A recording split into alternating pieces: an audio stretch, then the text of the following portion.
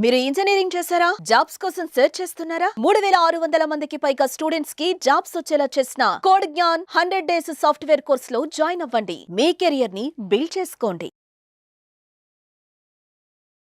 నమస్కారం డాక్టర్ షియా చిరంతకృష్ణ స్వామి గారు. నమస్కారం అండి. సార్, చాలా మంది క్లాసెస్ ఎప్పుడెప్పుడు ఎక్కడెక్కడ ఉండే అవకాశం ఉంటుందని చెప్పేసి అడుగుతున్నారు. సో ఫస్ట్ అది అనుకున్న తర్వాత కంటెంట్లోకి వెళ్దామండి. క్లాసెస్ ఎప్పుడెప్పుడు ఎక్కడెక్కడ ఉండే అవకాశం ఉంటుంది? మనకి 2025 అండి.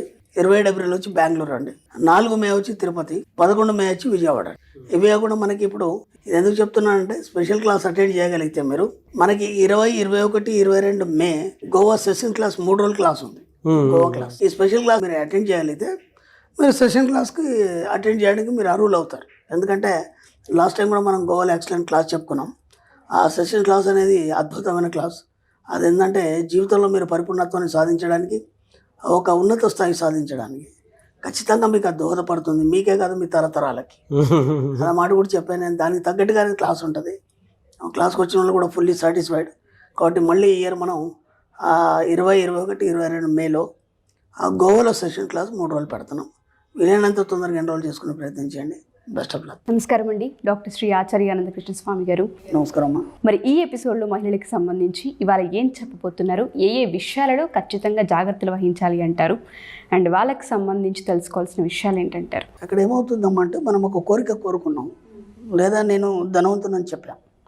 మీరు ఖచ్చితంగా ఏం చెప్పాలంటే ఇక నుంచి నేను ధనవంతురాలనే చెప్పాలి. 2, మనం ఏం చేస్తామంటే పక్కింటి వాళ్ళు వచ్చేసి ఏదో అడుగుతారు మనకి, అప్పుడు అయ్యో అయిపోయింది లేదని చెప్తాం. అలా చెప్పకండి. ఇప్పటి నుంచి నిండుగా ఉందని చెప్పండి.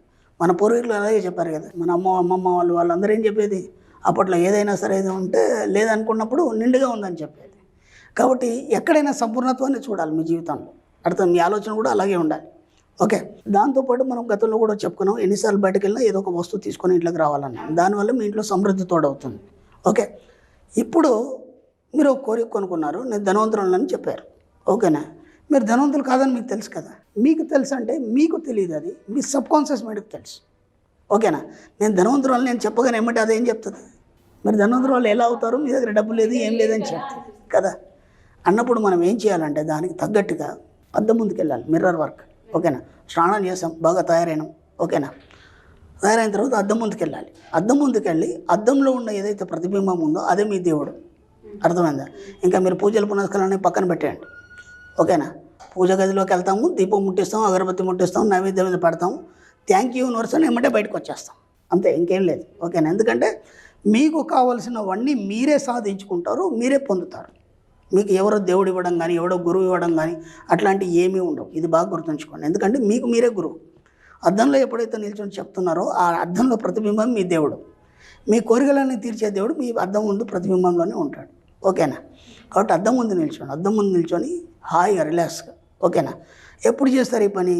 ఉదయం హడావుడి అవుతుంది, పిల్లలు ఉంటారు, భర్త ఉంటారు, అందరు వెళ్ళిపోయిన తర్వాత ఒక 10 నిమిషాలు మిర్రర్ వర్క్ చేయండి మీరు. ఓకేనా. మిర్రర్ ముందు నిల్చొని, ఎట్లా మీకు మిర్రర్ అంటే బాగా ఇష్టం కదా, అది బాగా ఇష్టము. మీరు తయారవడము వాటన్నిటి పదే చూసుకుంటారు కదా. దాంతోపాటు ఏం చెప్పండి అంటే కొన్ని అఫర్మేషన్స్ మిర్రర్ ముందు మనం చెప్పుకోవాలి.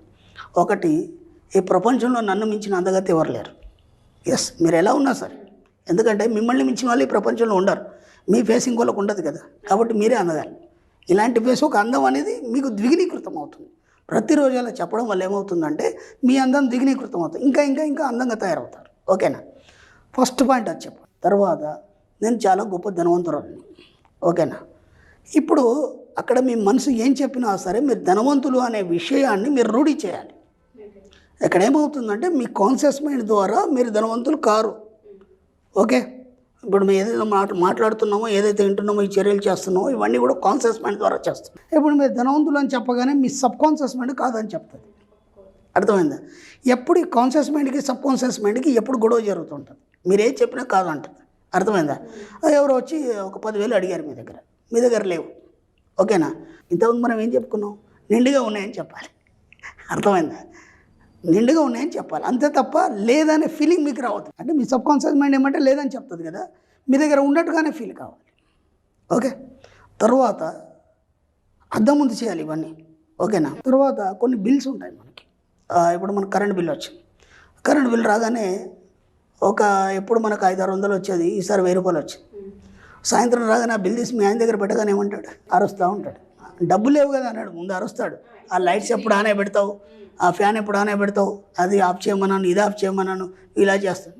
ఎప్పుడు అరవకండి, జెంట్స్కి చెప్తున్నాను, మీరు కూడా బాధపడకండి ఆయన అరిచాడని. ఓకేనా? ప్రతి బిల్లుని ప్రేమతో స్వీకరించండి. ఎప్పుడు ఒక 1000 రూపాయలు వచ్చింది, 1000 రూపాయలు మీకు బిల్లు వచ్చిందని ఫీల్ కాకండి, 1000 రూపాయలు మీకు గిఫ్ట్ వచ్చిందని ఫీల్ కాండి. అర్థమైందా? ఆ బిల్లుని తీసుకొని ఒక పప్పి తీసుకొని థ్యాంక్ యూ నాకు 1000 రూపాయలు పొందినందుకు అని చెప్పండి. ఇంతకుముందు వీడియోలో మనం ఒక అఫర్మేషన్ చెప్పుకున్నాం, అన్ని రకాల బిల్లులు సమయంలోపు చెల్లించేందుకు విశ్వానికి కృతజ్ఞతలు. ఎప్పుడేమవుతుంది, ఆ కరెంటు బిల్ అనేది మీకు ఆ సమస్యనే కాదు. ఓకేనా? ఆటోమేటిక్గా బిల్లుని చెల్లించగలుగుతారు. ఓకేనా? ఇప్పుడు మీకు ఏమేమి కావాలి, మీకు నగలు కావాలా, లేదంటే ఒక ఇల్లు కావాలా? ఓకే, మనం విజన్ బోర్డు తయారు చేసుకోండి.